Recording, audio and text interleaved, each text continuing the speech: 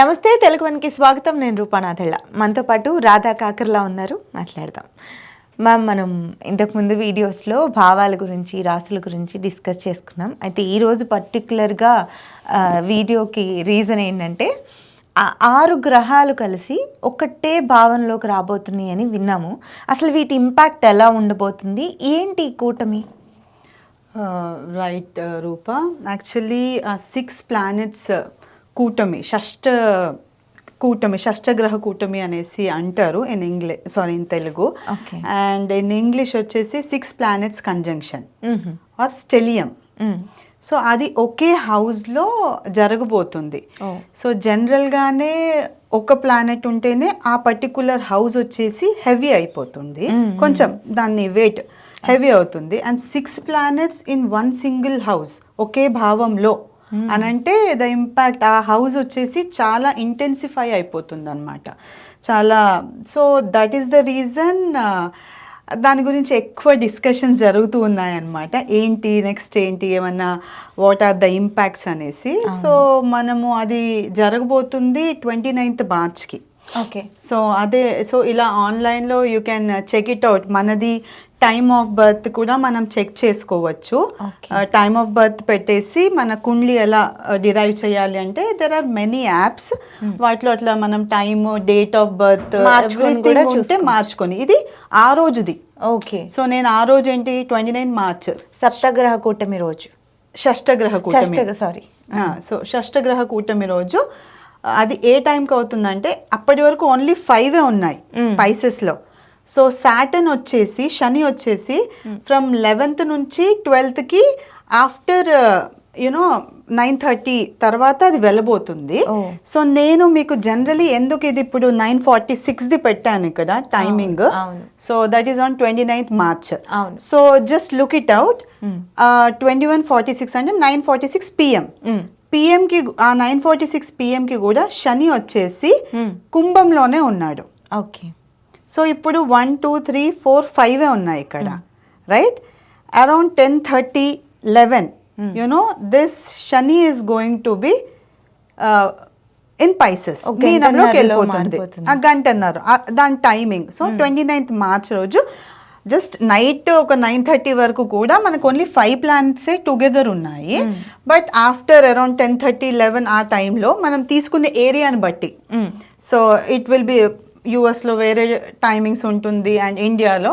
So దాని ప్రకారంలో మనం మార్చి, నేను ఇది చూపించడానికి కారణం ఏంటంటే ఫస్ట్ 5 ఒకటి శని వచ్చేసి కుంభంలో ఉన్నాడు, అది మీనంలోకి వెళ్తాడు.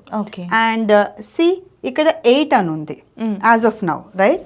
సో 8 అంటే ఫస్ట్ హౌస్, మనం భావాలు అనుకున్నప్పుడు ఫస్ట్ హౌస్, ఒకటో భావం గురించి మాట్లాడాం. సో ఇక్కడ 8 ఉంది అంటే ఫస్ట్ భావం వచ్చేసి స్కార్పియోతో స్టార్ట్ అయింది. ఓకే, ఇప్పుడు మనం 2 గంటల తర్వాత వేసుకున్నాం అనుకో 9 వచ్చేస్తుంది. 9th zodiac is Dhanu. So Dhanur లగ్నం అయిపోతారు వాళ్ళు. ఓకే. సో ఒక 2 hours తర్వాత మనం తిప్పేసుకుంటే అప్పటికి శని కూడా సంచరిచ్చేస్తాడు.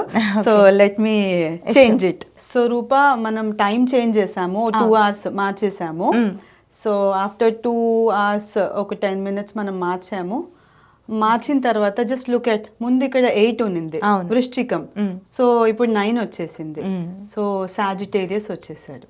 సో ఆ టైంలో శని మారిన తర్వాత ఫస్ట్ మనకి ఒక జోడియాక్ లగ్నంలో ఒక హారోస్కోప్గానే చూస్తే కూడా ఫస్ట్ వస్తుంది ధనుర్ లగ్నం. ఓకే. సో అందుకనేసి ధనుర్ లగ్నంతో ఉన్న వాళ్ళు ఆ ధను రాశి అయినా కూడా బట్ వాళ్ళకు కొంచెం ఇంటెన్సిఫైడ్గా ఉంటుంది అనేసి జ్యోతిష్యులు లైక్ రకరకాలుగా మనకి చూపిస్తూ ఉన్నారు. సో అది ద రీజన్ ఏంటి అని అంటే, ఎందుకు ధనురాశి వాళ్ళకి ప్రాబ్లమ్స్ ఎక్కువ ఉంటాయా ఈ టైంలో అని అంటే, ఇట్స్ వాళ్ళకి కొంచెం ఎక్కువ ఇంటెన్సిఫైడ్గా ఉంటుంది. బికాస్ శని సంచరిస్తూనే, ఫస్ట్ మనకి కుంభంలో ఉన్నాడు మనం చూసినప్పుడు, now it is in Pisces, మీనంలోకి వచ్చేసాడు. 12వ zodiac, last zodiac is Meenam. So this house is Meenam. And దాంతో పాటు ఇది 4th హౌస్లో ఉంది. 4th హౌస్ మనం చెప్పుకున్నట్టు ఫ్యామిలీ అన్నమాట. సో ధను లగ్నం వాళ్ళకి family, 4th house of comfort అనేది ఇంపాక్ట్ అవుతుంది. సో మనం శని గురించి మాట్లాడుకుంటున్నాం కాబట్టి శని వచ్చేసి తను ఉన్న స్థానం నుంచి 3rd హౌస్ని కూడా చూస్తాడనమాట. సో ఇక్కడ శని ఉన్నాడు అని అంటే దీనికి ఇది ఫస్ట్ హౌస్ అయిపోయింది. So 1, 2, 3.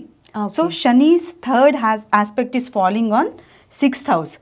So 6th house is diseases, debts and court cases, litigations అవన్నీ కూడా. ఇఫ్ ఎవరైనా అలాంటి కోర్ట్ కేసెస్లో కానివ్వో లేకపోతే any kind of litigations are already some డిజీజ్తో ఉన్నారు అని అంటే వాళ్ళకు కొంచెం ఇంటెన్సిఫై అయ్యే ఛాన్సెస్ ఉంటుందన్నమాట. సో అది ఏంటంటే 6 ప్లానెట్స్ ఇక్కడ ఉన్నాయి. ఈ 6 ప్లానెట్స్లో కూడా బుధుడు వచ్చేసి నీచ స్థానంలో ఉన్నాడు. శుక్రుడేమో ఉచ్చ స్థానంలో ఉండి రెట్రోగ్రెషన్లో ఉన్నాడు.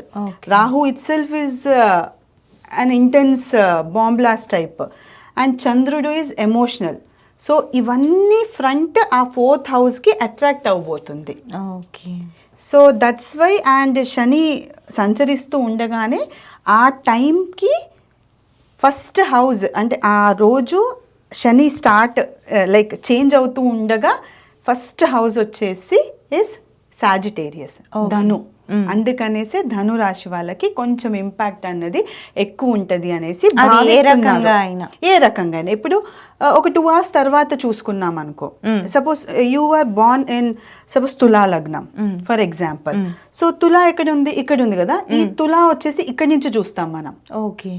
సో ఇట్లా ఇప్పుడు వృశ్చికం వచ్చింది కదా, మనం 9:46 చూసుకున్నప్పుడు వృశ్చికం ఉంది. అదే మనం ఒక 7:30కి చూసుంటే తులా ఉండేది. సో ప్రతి 2 to 2.5 hours డ్యూరేషన్లో అది మన లగ్నం అనేది చేంజ్ అవుతూ ఉంటుంది first house. So that is how మనకి భావం అనేది ఇంపార్టెంట్. సో ఇప్పుడు మనం ఏం చేద్దాము అని అంటే ప్రతి ఒక్క లగ్నంకి ఎలా ఉండబోతుంది, ఏ ఏరియాస్ ఆఫ్ లైఫ్లో ట్రాన్స్ఫర్మేషన్స్. బేసికలీ అంటే Shani is transformation. Shani wants ఎక్కడైతే ఓల్డ్గా నువ్వు స్టక్ అయిపోయి ఉన్నావో అక్కడి నుంచి కదులు. So move away from there. So while moving away from any kind of thing it really gives us pain. So అందులో emotions and 6 planets the intensified energies ఉన్నాయి కాబట్టి మనకు అది కొంచెం బాధ, పెయిన్ అలా మనకు కనిపిస్తూ ఉంటుంది. అది ఒక్కొక్క రాశి వాళ్ళకి ఎలా ఉంటుంది అనేది మనం క్లారిటీగా డిస్కస్ చేసుకున్నాం. సో నెక్స్ట్ వీడియో కోసం వెయిట్ చేయండి. నమస్తే.